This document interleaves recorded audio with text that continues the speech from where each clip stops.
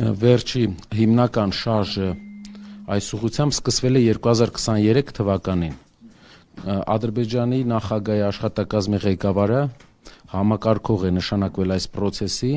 եւ գրեթե ամեն տարի անցկացնում է միջոցառումներ վերադարձի ձևաչափով։ Բայց վերջի ժամանակաշրջանը, վերջի 4 ամիսը ամենաակտիվ ժամանակաշրջանն է դրա համար, որովհետեւ մի շարք հայտարարություններ են արվել ամենաբարձր մակարդակով աջակցող։ Առաջի հայտարարությունը ամեն ինչ սկսվեց Ադրբեջանի նախագահի հայտարարությունից գիտնականների հետ, գիտությունների ակադեմիայի հետ հանդիպման ժամանակ։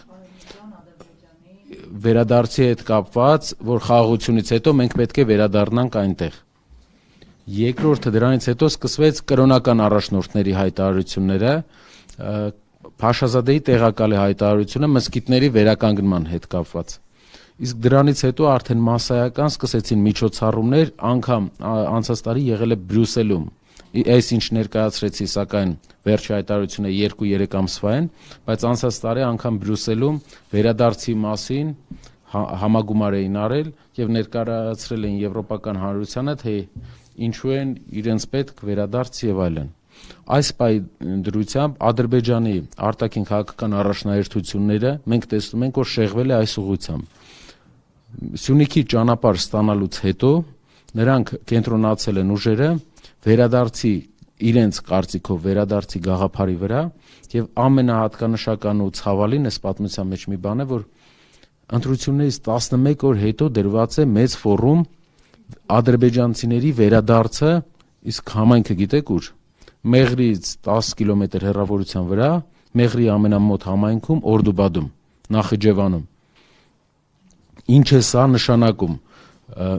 Կան հարյուրավոր արդեն փաստեր, որ Ադրբեջանի արտաքին քաղաքական մոտիվը Սյունիքի ճանապարհի իրենց համար բացելուց հետո նրանք գնում են մյուս ճանապարհին, արդեն մյուս քայլն են առաջնահերթ համարում վերադարձի քայլը։ Եվ այս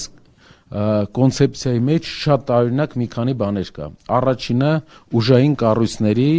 իրենց համար առանձին ուժային կառույցներ ունենալու գաղափարն է, այսինքն նրանք երկարաժամկետ ծրագիր ունեն, որ իրենց կարծիքով վերադարձող ադրբեջանցիները, իսկ մեր կարծիքով այն մարդիկ, ում ուզում են Հայաստան ուղակի ուղարկեն, եւ ճշմարտությունը դա է, պետք է ունենան անվտանգային ուժեր։ Այո, եւ մեր ամբողջ սահմանադրությունը պետք է հասանելի լինի լեզուներով ադրբեջաներեն եւ ադրբեջանային լեզվի իմացությունը պետք է լինի հասանելի իրենց համար ուսուցումնել։ Մի հատկանշական բան կա կոնցեպցիայի մեջ, եթե ժամանակ ունենաք, խնդրում եմ էլի նայեք, սա իրենց օֆիցիալ կայքերից, օֆիցիալ մի քանի տեղեկատվական պորտալներից ստացած տեղեկատվություն է, որը Միլի Մեջլիսում իրենց ազգային ժողովում քննարկված եւ ՄԱԿ ներկայացված ծրագիր է։ ՄԱԿ ներկայացված ծրագիր է։ Այսինքն երկու հոգի չեն հավաքվել սա իրար մեջ որոշել, ներկայացրել են ՄԱԿ, ներկայացրել են Բրյուսելում, Միլի Մեջլիսում ներկայացրել են ազգային ժողովում, համակարգում է, ֆինանսավորում է անձամբ նախագահի աշխատակազմի ղեկավարը Ադրբեջանի